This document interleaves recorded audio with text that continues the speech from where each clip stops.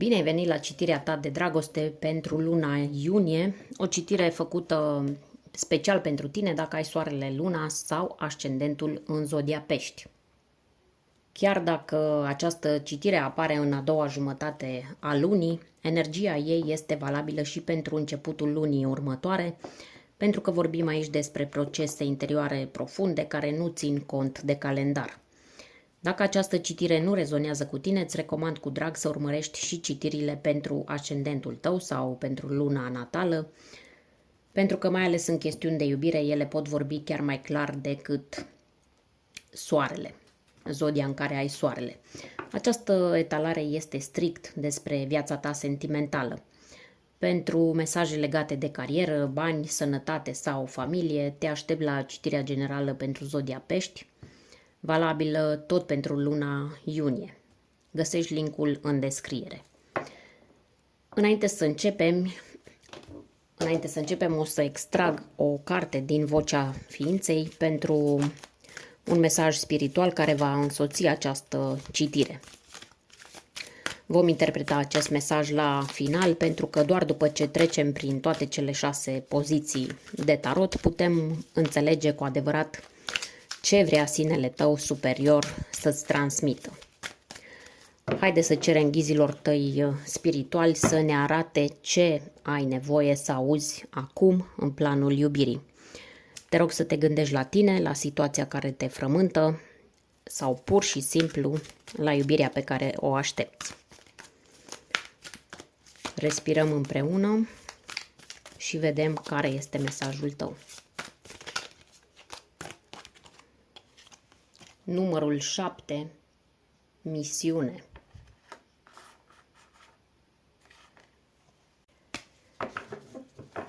Interpretăm la final pentru că tarotul ne arată mișcările conștiente sau subconștiente, ne arată ceea ce simți, ce gândești sau trăiești acum în relațiile tale și e ca și cum ai privi o hartă a realității tale emoționale. Oracolul însă vine ca o șoaptă din planul spiritual pentru a-ți da direcție, pace sau un sens mai profund. Tocmai de aceea îl păstrăm pentru final, ca să înțelegi mai întâi ce se întâmplă cu tine și abia apoi să poți primi cu adevărat acel mesaj trimis pentru sufletul tău. Dă-mi o secundă să ridic cartea de pe jos.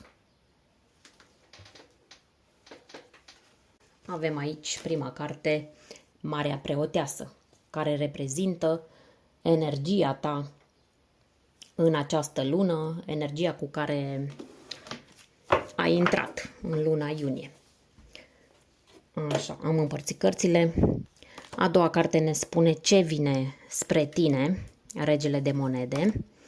7 de bâte ne spune ce ai de eliberat. Regina de bâte îți spune ce îți aduce echilibru în această perioadă. Valetul de cupe ne arată ce simte celălalt și ce intenții are față de tine. Și ultima carte, 10 de bâte, ne vorbește despre viitorul tău emoțional. Hai să și clarificăm această carte.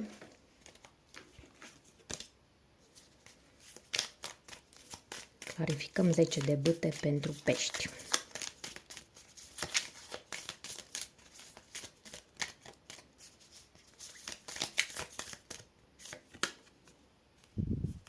Cinci de cupe. Să vedem dacă mai primim o carte.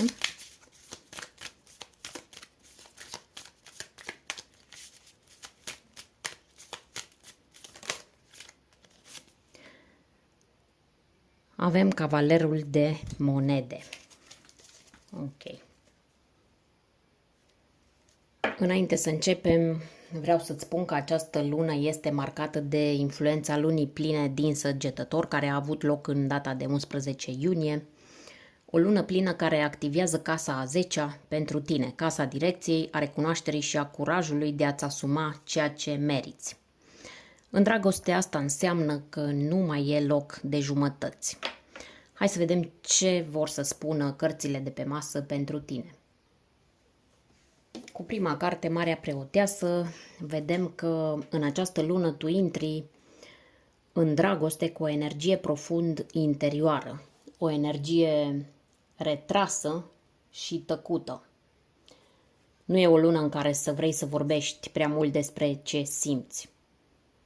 Mai degrabă te afli într-o stare de observație, poate chiar de testare a celuilalt fără să-l anunți. Simți nevoia să vezi ce face omul respectiv fără să-i spui ce aștepți. Vrei să știi dacă vine spre tine de bunăvoie sau doar când îi oferi tu lumină. Marea Preoteasă este o carte de mister, dar nu un mister care manipulează, ci unul care protejează. Tu ai învățat, poate că după o decepție sau o relație dureroasă, că nu toată lumea merită să-ți știe sufletul. Așa că în această lună, în această perioadă, îți porți emoțiile cu grijă și le porți în spatele unei fațade calme.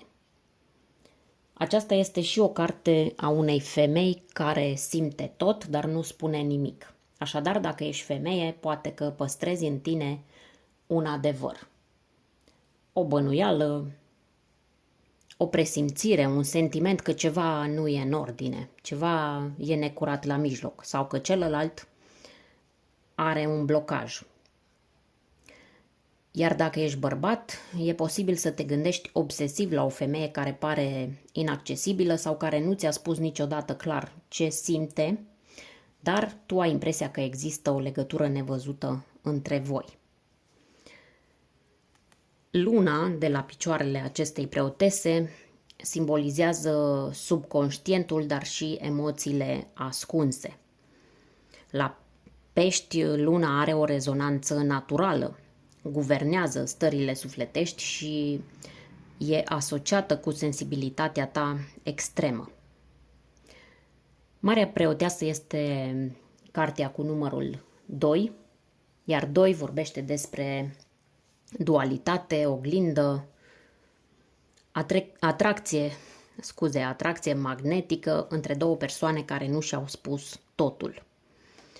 Poate că ești conectat energetic cu cineva, dar nu e nimic stabil între voi. Sau poate inima ți e în altă parte decât în realitatea de lângă tine.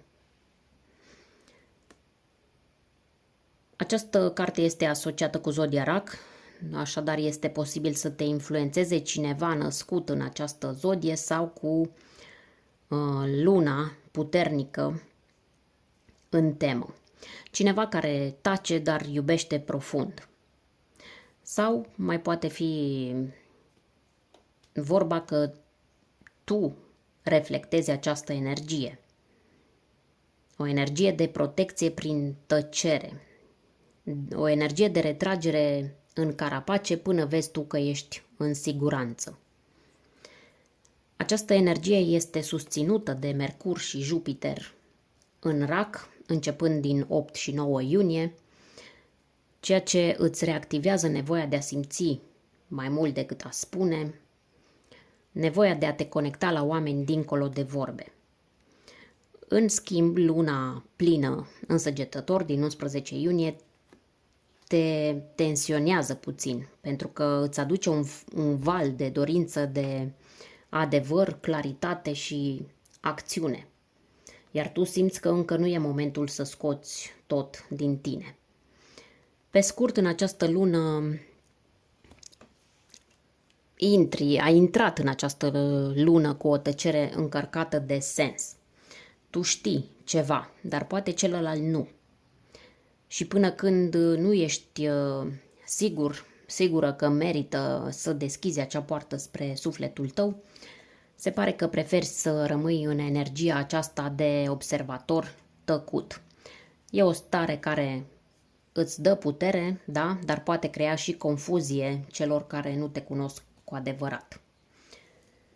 Următoarea carte, Regele de Monede, ne arată ce vine spre tine în această lună. Așa, nu eram convinsă că e focalizată cartea. Această carte aduce o energie masculină foarte stabilă, matură și serioasă. E posibil să intre în viața ta un bărbat care știe ce vrea. nu se joacă, nu are timp de ambiguități și nu vine și pleacă. E genul de om care îți demonstrează prin fapte ceea ce simte, nu prin vorbe. Regele de monede e cineva care ar putea lucra în domenii precum finanțe, afaceri, imobiliare sau chiar să fie un antreprenor. Însă, dincolo de profesie, ceea ce contează aici este energia. Este o persoană care îți oferă siguranță, nu doar financiară, ci și emoțională.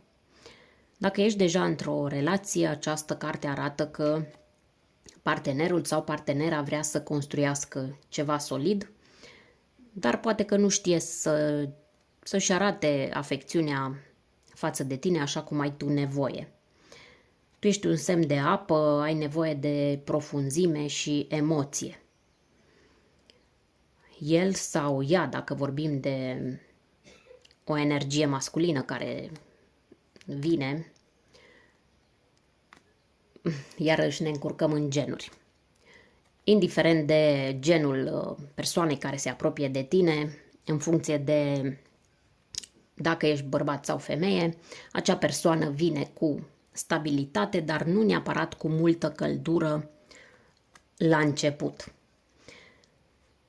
Aici apare o diferență de limbaj al iubirii. Tu vrei emoție, celălalt oferă acțiune. În cazul în care nu ai pe nimeni, acest rege poate fi un indiciu clar că în iunie apare o persoană cu intenții serioase. Nu te grăbește, dar nici nu vrea ceva superficial. E posibil să fie cineva din zodia Taur, Fecioară sau Capricorn, sau pur și simplu cineva cu o prezență foarte stabilă, practică și calculată. Energia acestui rege, care face parte din familia cărților de curte, îți aduce o lecție de maturizare. E timpul să-ți clarifici ce-ți dorești cu adevărat într-o relație. Nu doar ce visezi, ceva concret. Mesajul pentru tine aici este că ceea ce vine spre tine nu e doar un partener sau o parteneră, este o oglindă a maturității tale. Universul îți trimite ceva ce poate părea prea serios sau prea stabil la început, dar e fix genul de iubire care nu se clatină la primul vânt. Este o iubire ancorată. În contextul astrologic actual, acest rege este susținut de Venus în Taur, o poziție care îți aduce exact genul acesta de energie. Tandrețe exprimată prin gesturi practice, dorința de a construi ceva împreună și de a împărți viața de zi cu zi. Așadar, este posibil ca cineva să îți ofere siguranța pe care nu ai avut-o până acum. Dă-mi o secundă să aprind lumina, că deja se înserează și nu se mai vede bine. Eram la poziția 3, unde 7 de bâte ne spune ce ai de eliberat. Această carte apare adesea atunci când ai fost prea mult timp în poziție de apărare. Ai simțit nevoia să te justifici, să lupți pentru iubirea ta, să demonstrezi că meriți, că poți și că nu ești așa cum crede lumea. Ai trăit poate o iubire în care ai simțit că trebuie să te aperi tot timpul, de reproșuri, de judecăți, de comparații sau chiar de gelozie. 7 de bâte e o carte în care omul e sus pe un deal, cu toți ceilalți de desubt încercând să-l dea jos. Asta poate simboliza două lucruri. Ori tu te-ai simțit într-o relație neînțeles, pus în colțul vinovatului, chiar dacă ai avut intenții sincere, ori ai fost nevoit să lupți pentru ceva sau pentru cineva, într-un context în care părea că toți sunt împotriva voastră. Familia, prietenii, distanța sau poate chiar trecutul celuilalt. În plan emoțional, această carte îți spune că e timpul să nu mai porți armura. Nu mai trebuie să demonstrezi nimic. Cine te iubește cu adevărat nu-ți va cere să te justifici pentru cine ești. Dacă simți că trebuie mereu să-ți aperi locul în viața cuiva, e semn că acel loc nu ți-a fost oferit, ci l-ai cucerit prin luptă. Această carte aparține zodiilor de foc, ceea ce ne arată că acest tipar vine dintr-o reacție instinctivă de supraviețuire emoțională. Atunci când ai fost respins, ai învățat să răspunzi prin forță, prin control sau prin retragere agresivă. Dar în această lună, ghidarea este clară. Nu mai lupta pentru iubirea care te obosește. Lasă-o să vină natural spre tine dacă vine. Semnele de foc pot fi implicate în acest tipar, berbec, leu sau săgetător, persoane pasionale, dar și impulsive, care pot să te fi provocat sau să te fi pus în poziții de apărare continuă. Poate că legătura pe care ai avut-o a fost cu cineva cu energie intensă, dar obositoare. Numerologic, această cifră este cifra introspecției, numărul 7, și cifra lecțiilor spirituale. Ai avut o relație din care ai învățat mult, dar care te-a epuizat. Acum e timpul să eliberezi nevoia de a lupta pentru iubire. Iubirea adevărată nu cere efort constant, cere doar prezență și asumare. În context astrologic, această eliberare este susținută de luna plină în Săgetător, care îți cere să dai jos o povară și să vezi adevărul clar. Și anume că iubirea nu trebuie să doară ca să fie profundă. Iată, uită ce frumos apare această regină aici. După ce am văzut că ai avut tendința să te retragi, să taci și să te aperi. Apare regina de bâte ca să-ți spună că echilibrul tău vine acum din a-ți reaminti cine ești, ce aduci tu într-o relație și care e strălucirea ta. Această regină este caldă, pasională și magnetică. Dar mai important decât atât e că nu se micșorează pentru nimeni. Are încredere în ea, dar nu pentru că i-a spus cineva, ci pentru că știe ce a construit. Așadar, în această perioadă, energia care te stabilizează este încrederea în propria valoare. Ai stat poate prea mult timp în umbră, așteptând confirmări sau rugându-te să fii văzut. Dar acum mesajul este clar. Echilibrul vine fix atunci când nu mai aștepți validare. Și această carte face parte din suita de foc, dar nu are impulsul agresiv al celorlalte cărți de bâte. E o energie echilibrată care știe să inspire fără să forțeze. Dacă ești femeie, ți se spune clar: ai carismă, ai putere, ai atracție. Dacă ești bărbat, poate e timpul să te apropii de o femeie care are exact această energie. Una independentă, creativă, pasională, o femeie sigură pe ea. Simbolul pisicii negre din carte ne arată o conexiune cu intuiția, dar și cu misterul sănătos. Acel, cum să-i spun, nu dau totul din prima. Acea energie care menține vie atracția. În loc să taci complet, cum face Marea Preoteasă, înveți să spui doar ce simți că te onorează. Din punct de vedere emoțional, echilibrul vine acum când nu mai lași fricile să-ți țină spatele cocoșat. Tu ești mai mult decât trecutul tău și ești gata să îți porți iubirea cu fruntea sus. Ești gata să fii dorit, nu doar înțeles. Hai să vedem ce simte celălalt, el sau ea. Și să vedem ce intenții are. Această carte aduce o energie tânără emoțional, valetul de cupe, chiar dacă persoana în sine poate fi adultă. Valetul de cupe simte, dar nu știe mereu cum să exprime ce simte. Sau nu are curajul să o facă direct. E ca și cum celălalt ar avea emoții reale, poate chiar gânduri romantice, dorință de împăcare, în unele cazuri, dorința de a-ți vorbi din inimă, dar în același timp se teme să nu fie respins. Valetul vine deseori cu un gest mic, dar sincer.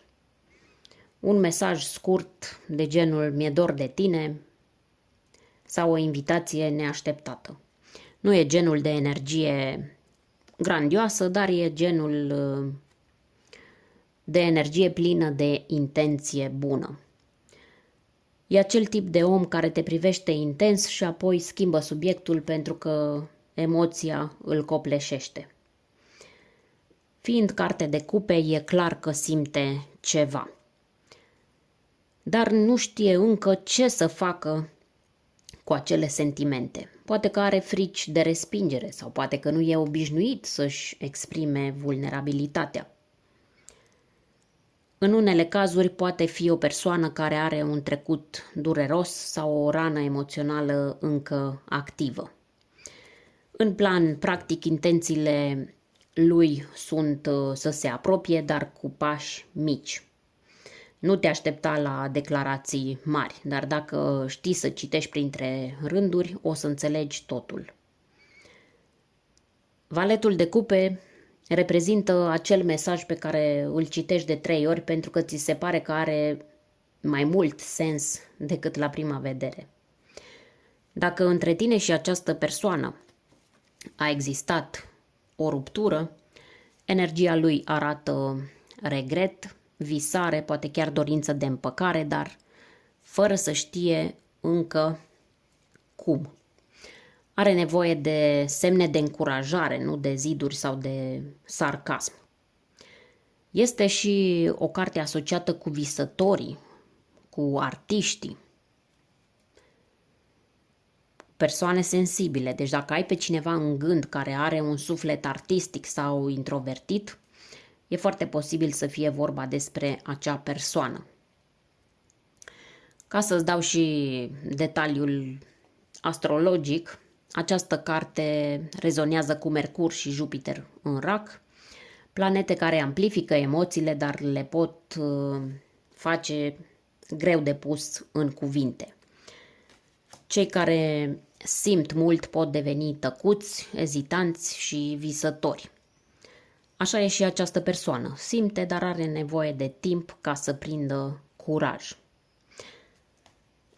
Îți propun să clarificăm cu o carte și acest valet de cupe, ca să vedem dacă intențiile persoanei devin mai clare, dacă iese ceva în clarificare, ceva care întărește ideea de apropiere, de blocaj sau poate chiar un mesaj karmic. Hai să vedem.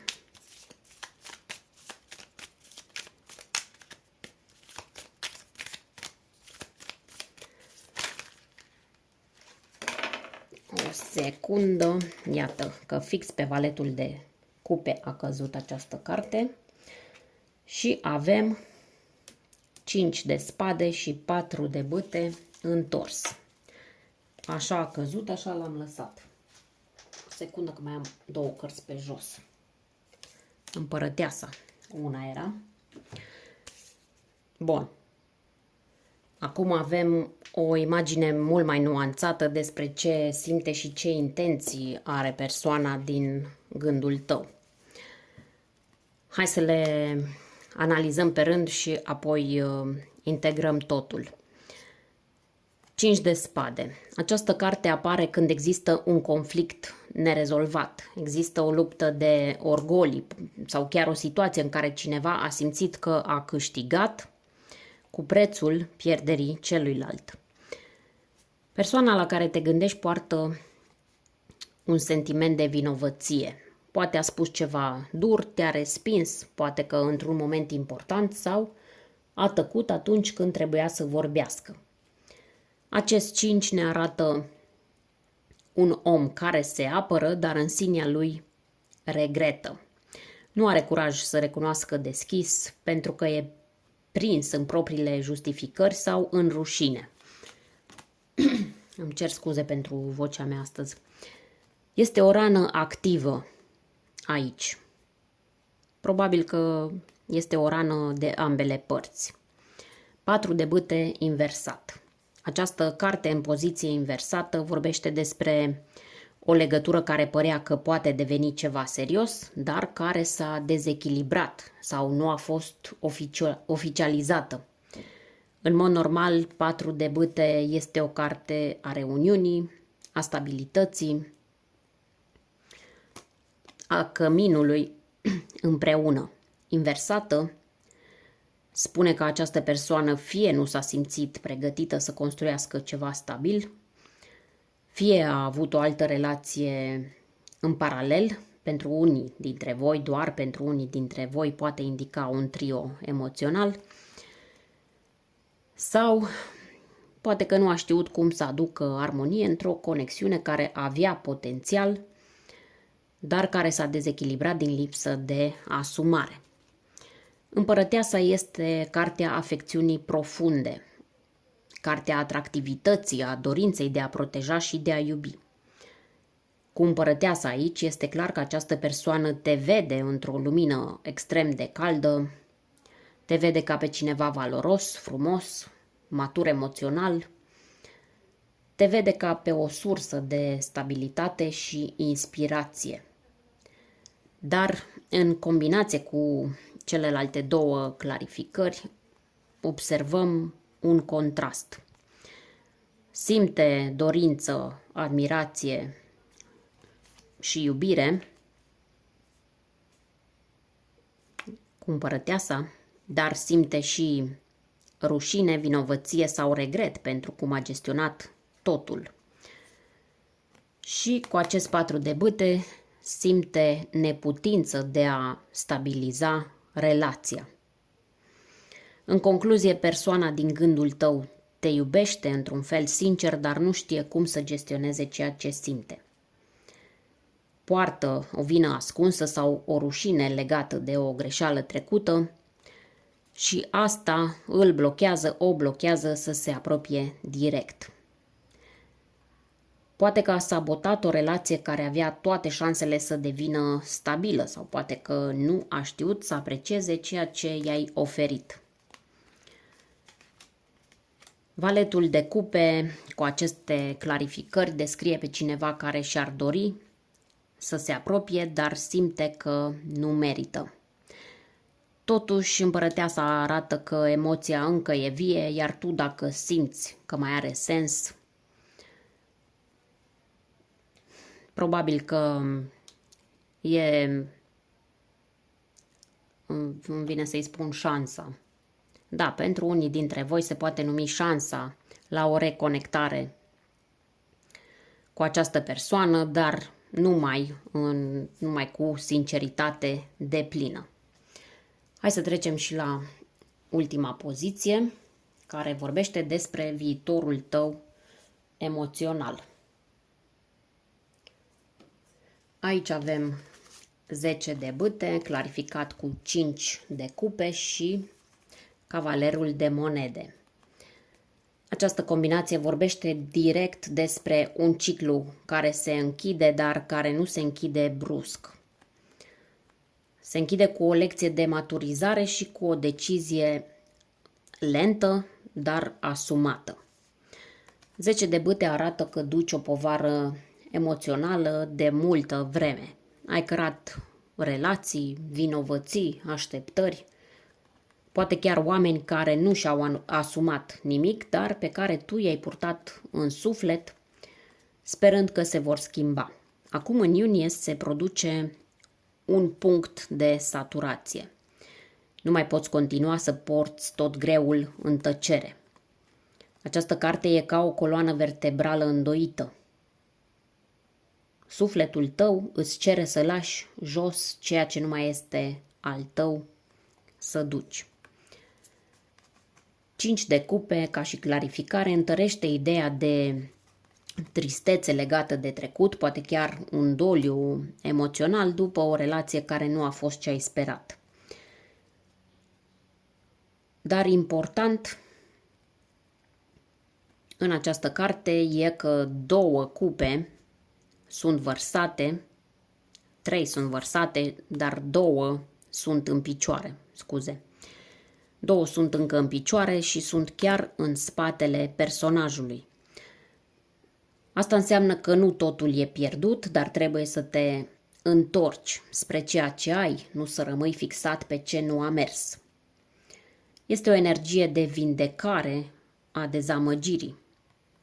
Nu forțat, nu brusc, dar încet, pas cu pas. Cavalerul de monede vine ca o promisiune că dacă alegi să nu mai carci ceea ce te epuizează și dacă eliberezi regretul, în viitor apare o iubire stabilă și matură. Dar una care vine încet. Acest cavaler este cel mai lent dintre toți cavalerii. Acea iubire stabilă nu va veni cu foc de artificii, ci cu gesturi care se clădesc în timp. E acel gen de iubire care nu pare mare lucru la început, dar crește frumos. Acest cavaler te poate reprezenta chiar pe tine, într-un nou ritm emoțional, mai realist, mai prezent și mai ancorat. Sau poate fi cineva care nu fuge de tine, nu promite și apoi dispare. Din contră, rămâne constant, chiar dacă nu e cel mai spectaculos la început. Cu aceste cărți este clar că în această perioadă, ce a mai rămas din iunie și începutul, prima jumătate a lunii iulie, nu mai ai de ce să cari trecutul după tine. Durerea a fost reală, dar acum ceea ce se apropie de tine are nevoie de spațiu curat, are nevoie de o inimă împăcată. Poate că nu vine un miracol brusc, dar vine un ritm nou, o direcție stabilă, un drum emoțional care te va duce exact unde trebuie. Dacă nu îl compari cu ceea ce a fost, bineînțeles. Așadar, e o tranziție, nu o finalitate, dar este una care te ajută să închizi o ușă veche, nu cu tristețe, ci cu înțelepciune. Să revenim acum la mesajul Oracol, numărul 7, misiune. Această carte vine să-ți amintească un adevăr profund, care e acela că nimic din ce ai trăit nu a fost întâmplător.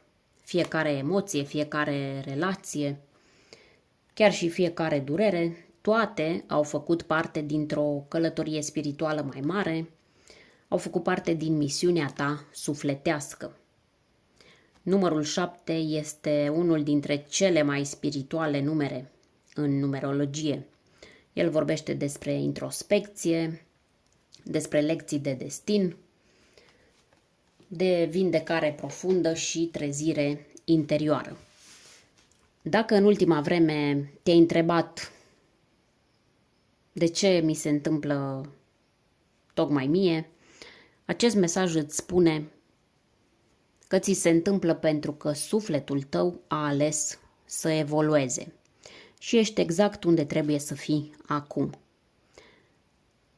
Această carte îți cere să te desprinzi de ideea că ai greșit, că ai pierdut timp sau că ai iubit prea mult. Nu. Ai urmat misiunea inimii tale, iar acum te apropii de o perioadă în care vei vedea roadele acelui drum. În contextul cărților de tarot, acest mesaj completează totul perfect. Ai dus poveri, ai plâns pierderi, ai fost blocat între intuiție și tăcere, dar toate acestea te-au adus în punctul în care ești gata să trăiești o iubire diferită, mai așezată, mai adevărată, mai potrivită pentru ceea ce ai devenit tu. Nu mai e vorba doar de relații. Este vorba de aliniere cu cine ești tu cu adevărat. Iubirea care vine nu va mai cere să te schimbi. Ea te va recunoaște exact așa cum ești. Dacă ai simțit că această citire ți-a pus în cuvinte exact ce trăiești, nu e întâmplător. Poate că nu trebuie să iei o decizie tocmai astăzi, dar clar este momentul să nu te mai mulțumești cu mai puțin decât meriți. Lasă-mi în comentarii ce parte a citirii te-a atins cel mai tare și dacă simți că aceste mesaje te ajută în fiecare lună, te aștept și la citirea generală pentru pești, pentru luna iunie și în curând și pentru luna iulie. Și nu uita că postez în fiecare seară la ora 20 astrograma, mai bine zis explicația astrogramei pentru ziua următoare. Nu uita să dai un like, să te abonezi dacă nu ești deja abonat sau abonată, iar până data viitoare să ne revedem cu sufletul deschis. Pe curând!